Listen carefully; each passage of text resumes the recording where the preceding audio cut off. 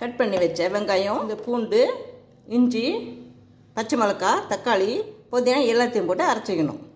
ஊற வச்ச பட்டாணியை ஒரு குக்கரில் போட்டு 3 விசில் வச்சு எடுத்துருக்கேன்.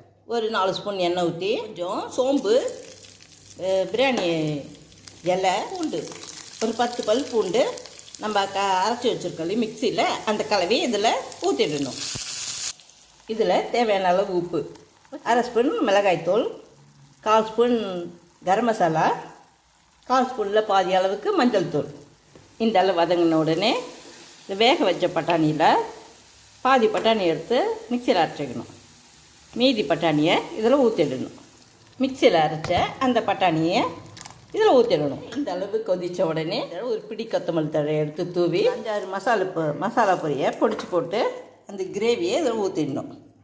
வெங்காயத்தை, கொத்தமல்லி தழையை இதில் போடணும். செய்து உங்கள் பிள்ளைங்களுக்கு கொடுங்க.